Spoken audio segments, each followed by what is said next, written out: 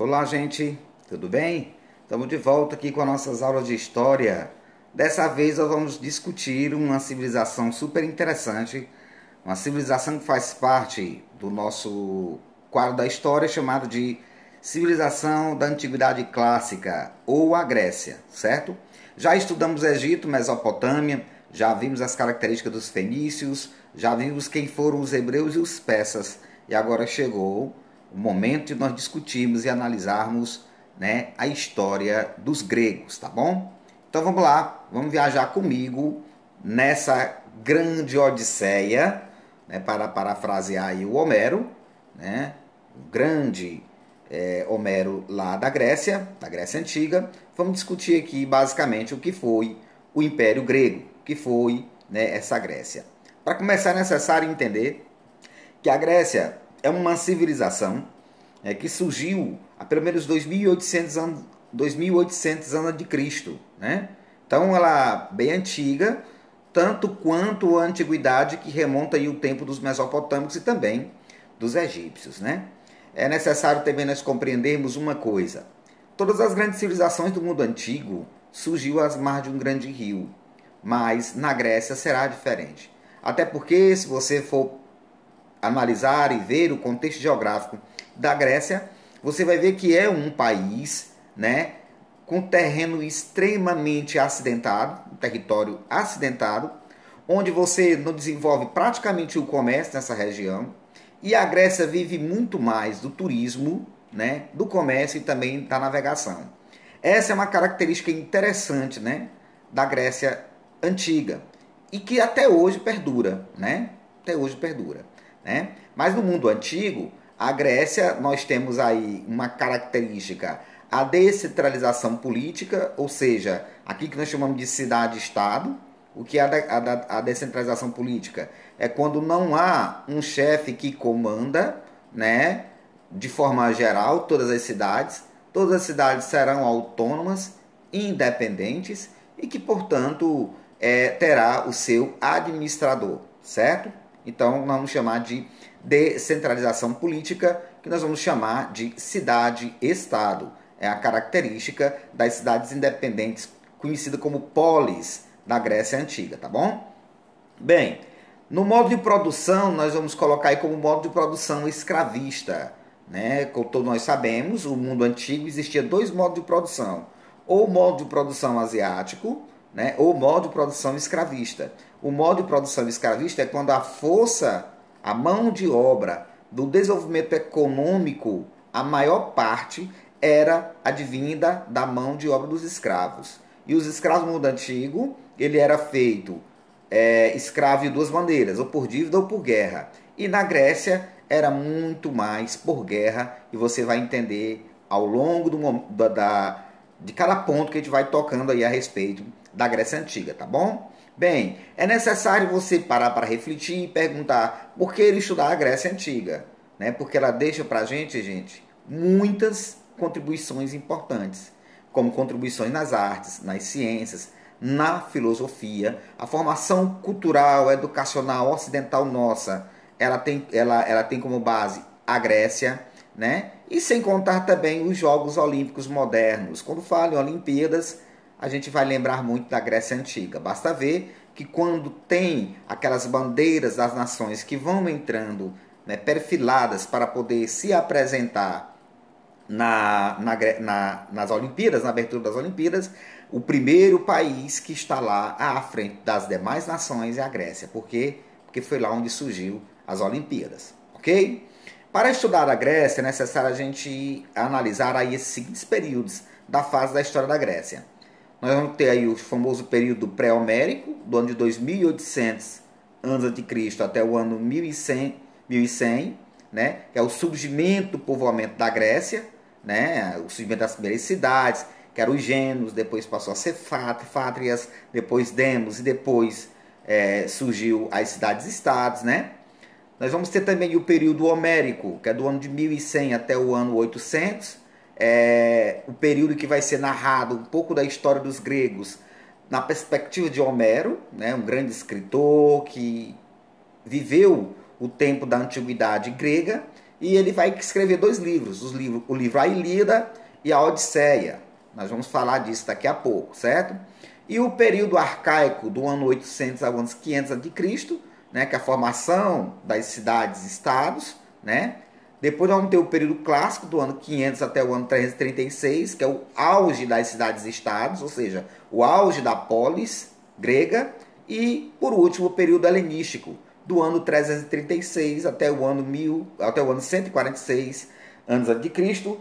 Nós vamos chamar de período da decadência da polis, ou domínio de Filipe da Macedônia e depois Alexandre da Macedônia, tá bom? Bem, no período pré-homérico, que é o primeiro período que nós vamos estudar, você vai dar analisada aí logo neste mapa, né? Este mapa que você está vendo aí é um mapa que, claro, todo ele azul é o quê? Claro que nós sabemos que é água, né? É o mar, certamente o mar. E aí tem pequenas ilhas e a parte mais continental, essa parte mais escura, de amarelo escuro, que é a parte mais continental da Grécia. E essas pequenas ilhas que ficam aí no meio do mar Mediterrâneo. Essa região aí, gente, é o que nós vamos chamar das pequenas ilhas gregas, e que esse conjunto dessas ilhas depois vai formar o grande Império Grego. Mas, muito antes disso, no começo da sua história, do famoso período pré-homérico, nós vamos tentar entender aí, por exemplo, a civilização creto-micênica, né? Aquela história da ilha de Creta, que a mitologia grega tanto fala a respeito do surgimento do Minotauro, né? Todas essas histórias fala nisso, né? Quando nós vamos estudar a história da Grécia Antiga. E aí, gente, é uma junção, é uma mistura do povo de Creta, né, com o povo aqueu, né, com o povo aqueu. Depois vocês vão entender lá na frente, quando eu for explicar, quem são esses povos aqueus, né? Bem, os cretenses, a ilha de Creta, eles tinham o comércio marítimo, né? Tinham uma talassocracia, que era o poder nas mãos da elite comerciante, né? A escrita deles era silábica, né? Já herdado muito lá dos fenícios, né? Destaque para as mulheres, que tinham um papel fundamental, né? Os micenos fazia parte, que nós chamamos da Grécia continental, também influenciado pelos povos aqueus, né? Conquistaram os cretenses, porém assimilaram alguns dos seus valores culturais, ou seja, o povo do continente vai dominar essas pequenas ilhas, certo? E aí é dentro desse contexto aí que nós vamos analisar também um espaço, né, territorial, que hoje faz parte do terreno da Turquia, parte da Turquia, que nós chamamos de Troia, né? Tá lá escrito no livro da Ilíada de Homero, a história que conta o grande conflito que houve entre o povo aqueu, né, o povo do continente, né, que se juntou várias cidades-estados para lutar contra a Troia, né? Troia, todos nós sabemos que era uma região jamais vencida em nenhuma batalha, né? Mas aí um dia vai ter um grande conflito esse que vai durar cerca de 10 anos, segundo os historiadores, apesar de não ter tanta prova sistemática, mas temos alguns relatos e alguns escritos, né, que vai falar a respeito dessa guerra. Alguns dizem que não existiu, mas Homero narra seu livro A Ilíada, né, este confronto que aconteceu aproximadamente entre o ano 1300, né, e o ano 1200 a.C., que seria nada mais nada menos do que um conflito entre Troia e várias cidades-estados da Grécia. Por que isso aconteceu? Porque veja bem, todo esse mundo continental da Grécia e mais essas ilhas que estão aí neste mapa, eles viviam certamente em paz. Mas um dia essa paz vai ser rompida. Vai ser rompida por quê? Porque um certo dia, né, o rei de Esparta vai receber os príncipes Paris e o príncipe Heitor, né, que estavam visitando, né, a região de Esparta. Eles foram visitar lá para selar um acordo de paz. E neste dia, Helena, esposa de Menelau, que era o rei de Esparta, se apaixona por Paris. Paris sequestra Helena, com a ajuda do irmão Heitor, traz ela para Troia. E agora, o que vai acontecer? Ora, o que vai acontecer é que agora o Menelau, com dor de chifre, claro, vai pedir ajuda a seu irmão Agamenon, que era da região de Micenas, e pede ajuda para que ele articule um mega exército de todas as cidades e estados de influência de Esparta e de Micenas para juntar-se e marchar contra eles lá em Troia. E aí eles conseguem adquirir o maior guerreiro de todos os tempos daquela época, chamado de Aquiles, que iria ajudar a derrubar Troia. E aí eles vão para essa guerra. A história, a narrativa colocada no livro A Ilíada, né, vai dizer que essa guerra durou muito tempo, né, até que um certo dia Troia não caía de forma alguma, não perdia algumas batalhas, mas não perdia jamais a guerra, até que um dia os espartanos e os micênicos e vários outros resolveram então partir. E antes de partir, deixaram na praia um grande cavalo. E esse cavalo feito de madeira seria uma oferenda aos deuses, como uma espécie de pedido de paz. Resultado, os troianos acreditaram naquela oferenda e levaram aquele imenso cavalo de madeira para dentro da sua cidadela, porque eles tinham uns muros altíssimos, potentes, jamais tinham sido vencidos e eram muros intransponíveis.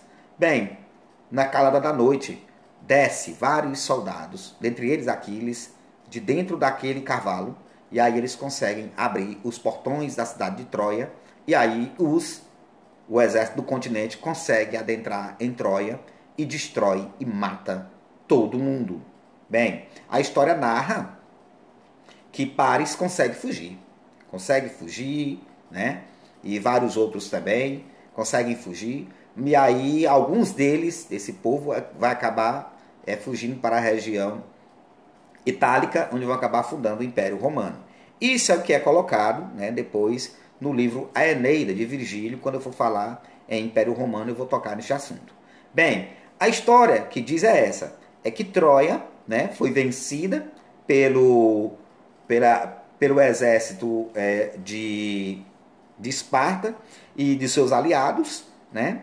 E aquela velha história de presente de grego, né? Nada mais seria do que uma simbologia àquilo que foi dado, né, para os troianos, que seria aquele cavalo com presente que foi dado, que simbolizou a traição do povo do continente grego em relação ao pessoal de Troia. Tá bom, gente? Então, os gregos foram fundados por 4 povos, né? Os aqueus, os eólios, jônios e dórios. Aí eu queria que vocês dessem uma analisada e grifassem muito bem os jônios e os dórios. Os dórios serão povos extremamente violentos. E os jônios, umas pessoas ligadas mais ao estudo, mais à questão do intelecto, mais à questão do raciocínio. E vocês vão entender isso depois, tá bom, gente?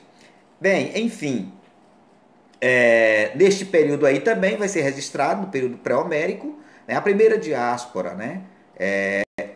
Primeiro o núcleo urbano que vai começar a ir para outros lugares, né? Para sair daquela região ali e ganhar e procurar outro lugar para viver, né? É o que nós chamamos de diáspora. É o que vai acontecer as primeiras diásporas, né? Núcleos urbanos mudando de um lugar para o outro, onde vai se formar, enfim, as colônias gregas, tá bom? Bem, no período homérico, nós vamos agora tentar entender, por exemplo, como foi as características desse período homérico. No período homérico, nós vamos ter ausência de muita coisa. As únicas coisas escritas que nós vamos ter a respeito da história deste período é justamente os poemas épicos da Ilíada e da Odisseia. A Ilíada é a narrativa da Guerra de Troia e a Odisseia é o retorno de Homero para casa até chegar em casa para voltar para a sua família, né? Ele vai contar como é que foi toda a sua aventura até chegar em casa. Por isso que é chamado de Odisseia, tá bom? Bem, no período homérico, nós vamos ter aí numa região que vai ser habitada, uma região chamada de genos, ou comunidades gentílicas, onde basicamente é a formação de núcleos familiares. O líder deste núcleo familiar, que vai viver nessas comunidades gentílicas chamadas genos, vai ser um cara chamado pater. E abaixo deste pater vai ser as pessoas que têm parentesco com esse pater, que nós vamos chamar de hierarquia, tá bom? A propriedade era coletiva, né? Ninguém era dono de tudo, todo mundo tinha seu pedaço de terra para trabalhar, né? Para poder viver. Mas aí o aumento dessa população dos genos vai gerar o consumo, vai resultar em ambição e depois vai resultar também em guerras, tá bom? Bem, depois nós vamos ter aí a união dos genos, que gerará as frátrias. Depois a união das frátrias vai gerar as tribos. A união das tribos vai gerar os demos. Demos significa povo, né? E na união desses demos nós vamos ter o surgimento das grandes cidades, estados, que nós vamos chamar de polis, certo? Então, o líder dessa cidade era o rei. E o rei era chamado nessa época de basileu, tá bom? O basileu da determinada cidade. Aí, a partir deste momento, nós vamos ter aí aquilo que nós chamamos de a nova configuração social no período homérico do povo grego. Por quê? Porque agora você vai ter uma divisão social. Se antigamente, né, nas comunidades gentílicas, nos genos, as terras eram de propriedade coletiva, agora não. Agora essas terras tinham dono. E tendo dono, quem tem terra tem dinheiro, tem poder, tem influência. Quem não tem, coitado, não tem, né? Óbvio. Então nós vamos ter aí, você está visualizando aí na tela, né, essa pirâmide social. Essa pirâmide social está mostrando bem acima os eupátridas, que nós vamos chamar de os bem-nascidos. Quem são esses bem-nascidos? Os caras que herdam as melhores terras, né? Depois nós vamos ter aqueles caras mais abaixo, né? Nós vamos chamar de georgóis, né? São os pequenos agricultores que vão ter as piores terras, mas pelo menos vão ali sobrevivendo, né? As duras penas, mas vão. E depois nós vamos ter os tetas, né? Que são os marginalizados. Aqueles, coitados, sem terras. Aqueles que não têm condição de ter terra e vão passar muita necessidade mesmo. Então a necessidade de ter terra vai gerar aquilo que nós chamamos de a segunda diáspora, a segunda dispersão do povo grego. A primeira, eu falei agora há pouco, e agora vai haver a segunda dispersão desse povo grego no mar Mediterrâneo Ocidental. Bem, nós vamos agora entender aqui o que nós chamamos de o período arcaico, né? Período arcaico. É quando nós vamos chamar de aí a consolidação das cidades-estados, ou seja, a consolidação das cidades-estados, né? E aí vocês vão tentar entender que cidades-estados são essas. Eram várias, tinham várias cidades-estados, né? Mas duas, é importante você analisar duas. Primeiro é Esparta, então que nós vamos discutir a partir de agora, né? E numa outra aula eu vou discutir as características de Atenas e também, né, os legados culturais, né, que os gregos nos deixaram. Que seria a parte de uma outra aula. Essa aula que nós vamos encerrar quando nós discutirmos aqui todas as características do povo espartano, tá bom? Bem, o período arcaico vai ser a consolidação das cidades-estados, né? A evolução geral dessas polis vai gerar uma série de sistemas de governo. Nesse sistema de governo nós vamos ter a monarquia, que nós sabemos que monarquia é quando uma só pessoa manda, né? Nós vamos ter a oligarquia, né? Que vai ser uma união de uma família, e essa família são poucos que vão mandar, né? Então a governabilidade, a governança de uma família. Nós vamos ter a tirania, né? Que vai ser aquele tipo de líder que vai mandar e desmandar sem contestação. E depois nós vamos ter a democracia, ou seja, a vontade expressa do povo, tá bom? Bem, primeiro nós vamos estudar aqui Esparta, porque as duas principais cidades-estados gregas, importante nós estudarmos, é o que cai sempre em Enem, o que sempre cai nas avaliações aí, concursos públicos, é justamente isso, as características do povo espartano e do povo ateniense. Então, Esparta, vamos lá, Esparta seguia um modelo oligárquico, ou seja, poucas famílias mandavam, né? Poucas famílias mandavam. ela era situada na região chamada de região do Península do Peloponeso, era a região mais agricultável que tinha da Grécia Antiga, ou seja, se você quisesse plantar para colher e colher bem, tinha que ser na região da Península do Peloponeso. Outra região não tinha-se tanto sucesso com a agricultura, certo? Nesse período aqui, do período espartano, do povo espartano, nós vamos ter aqui o cinecismo, que era justamente a união das tribos dórias. E por que eu estou falando dos dórios? Porque os dórios é que vão fundar o povo espartano. E lembrem-se, o povo dório gosta de uma guerra. Eles terão uma característica própria. Dão valor a uma guerra, eles serão os caras sisudos, né? Calados, falar, não é adepto a estar falando tanto, é muito calado na deles, né? Não chamado de laconismo, o cara é muito lacônico, laconismo, enfim. E eles tinham, eles eram voltados mais para o militarismo, né? Para o militarismo. E dentro da sociedade espartana, nós vamos ter aí uma divisão entre três sociedades. Nós vamos ter lá em cima os espartanos, ou seja, os esparciatas, que era aquela elite bem nascida, né, que controlava as melhores terras e que tinha dinheiro e tinha influência e poder, controlava o poder político, o poder religioso e o poder militar, e eram tidos como os cidadãos. Somente os espartanos eram os cidadãos de Esparta, certo? Porque eles nasceram em Esparta, portanto eles eram tidos como cidadãos, tinham direito a voto, a vez e a voz e a poder, e acesso ao poder, certo? Nós temos também aí, logo abaixo dos espartanos, que era a elite, né? Nós vamos ter os periecos, que eram povos que viviam nos arredores da cidade, eram estrangeiros, comerciantes e artesãos, eram homens livres, mas não tinham direito político, né? Eram submetidos à autoridade e à vontade dos espartanos. Então, esse povo perieco, eles viviam ali nas proximidades, viviam do comércio, eram artesãos, eram homens livres, mas não tinham direito político e não eram vistos como cidadão, porque cidadão só eram os espartanos, certo? E nós temos por último aí os coitados dos ilotas, né? Que eram os servos do Estado, sem direitos políticos, oprimidos pelos espartanos e também ligados também aos camponeses, certo? Bem, a estrutura política do povo de Esparta funcionava da seguinte maneira. Todos os anos tinha uma eleição para escolher 5 caras que vão determinar a governança da cidade, a governabilidade da cidade, como queiram, que nós vamos chamar de o éforato, né? Então esses 5 caras, que eram os 5 éforos, eles organizavam o poder executivo, né? Eles eram eleitos anualmente. Ora, como é que eles resolviam? Como é que eles organizavam tudo isso? Primeiro, esse poder executivo, eles organizavam aquilo que nós chamamos de gerúsia. O que era a gerúsia? A gerúsia era um conselho de ancião formado por pessoas acima de 60 anos de idade.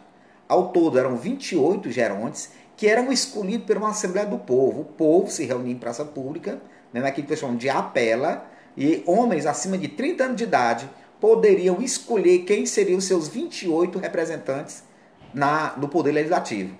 Não é muito parecido com o nosso sistema? É parecido com o nosso sistema. A gente vai até as urnas, a gente vota e escolhe um deputado estadual, vereador, ou seja, um senador para nos representar, não é assim? Aqui também na Grécia Antiga, né? O cara poderia, né, na Assembleia Popular, ele escolheria os seus gerontes.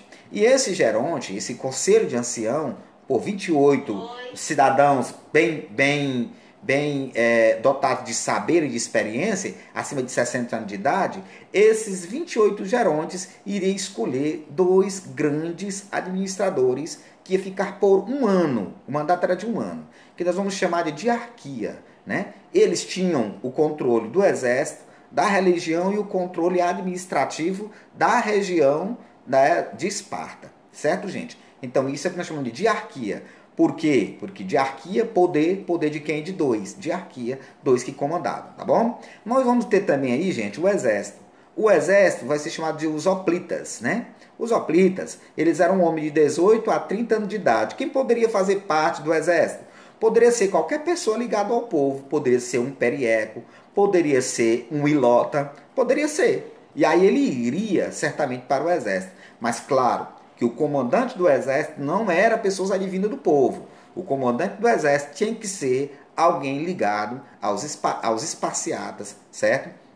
que fazia parte da grande elite do povo espartano, tá bom? A educação era voltada para a obediência e aptidão física. Vejam só como era interessante isso aqui. A criança era tirada de dentro de casa com 6 anos de idade. 6, 7 anos de idade. Ele retornava apenas com 18 anos de idade. Ele ficava esse tempo todo sendo educado para se tornar um esparciata, um soldado espartano. Então, quando ele voltava para a sua casa, já um homem feito, ele já era um homem preparado para tudo. Porque o sistema de educação espartano era um sistema complicadíssimo, né? Colocava os coitados para ficar no sol quente, no frio, passando fome, todo tipo de necessidade possível, sofrer agressões, torturas, para poderem se forjar e se formar um homem, um esparciata, uma espécie de um soldado que jamais seria vencido. Então era necessário ter tudo isso, era necessário ter, né, essa força, era necessário ter essa experiência, né, e essa formação da educação que era extremamente rígida, tá bom? Ora, mas ao mesmo tempo que a educação era muito rígida dentro de Esparta, uma coisa interessante, as mulheres eram relativamente valorizadas. Por quê? Porque se o homem tinha aptidão para a guerra, se o homem ia em busca para se tornar um esparciata, as mulheres que ficavam em casa, ela tinha aquele valor, porque ela organizava a família, ela organizava o comércio, ela organizava todo o aspecto financeiro da família. O interessante, né, nessa história aí, a mulher, depois de 4 anos que teve a sua primeira menstruação, ela teria a obrigação de se casar. Ela teria a obrigação de se casar. Se a mulher menstruasse com 10 anos de idade, com 14 anos de idade, ela tinha que casar. Ou então, se ela menstruasse com 12, com 16 ela teria que casar. E qual era a função dela? A função dela é ter filhos. Mas aí a função dela é ter filhos, e quando o marido se ausenta, ela comanda as ações da casa. Tá bom? Outra coisa também que é importante, digno de nota, é você analisar como é que era também o sistema da vida do povo espartano. Apesar deles gostarem muito de guerra, voltar para a guerra, e eram muito sisudos e lacônicos, eles praticavam a pederastia. O que é isso? O homossexualismo. Para eles era normal, né? Lembre-se que a tradição cristã é que diz que tudo isso é pecado. Mas nós estamos falando aí de 2000 anos antes de Cristo, né? Sequer havia sido escrita a Bíblia nesse período. Então, como é que era basicamente? O homem adulto tinha sua esposa. Ele tinha que passar todo o seu conhecimento para um homem mais jovem. E era necessário ele ter um amante. Ele na condição de ativo, né? E o jovem na condição de passivo. Quando este jovem crescesse, ficasse mais velho e casasse, ele teria que ter uma esposa também, logo ele também teria um amante para repassar o conhecimento e a experiência dele também. Agora ele na condição de ativo, né? E o seu amante sempre na condição de passivo, tá bom? É o que nós chamamos de os jovens efebos. Esses jovens sempre estavam vivenciando isso com o seu... com aquela pessoa mais experiente que repassava o seu conhecimento através do ato sexual. E era comum ver isso acontecendo em praça pública. Na cidade de Esparta era comum ver a esposa, o esposo e o jovem efebo passear os 3 juntos, porque era natural e era normal. Tá bom, gente? Então, por aqui a gente vai ficando nessa nossa aula de Grécia, a parte de introdução, a divisão da história grega, né? E também a primeira cidade-estado importante a ser estudada, chamada de Esparta. Na próxima aula vamos estudar Atenas e as suas características e o grande legado que o Império Grego deixou para nós. Tá bom, gente? Um abraço, obrigado e até a próxima oportunidade.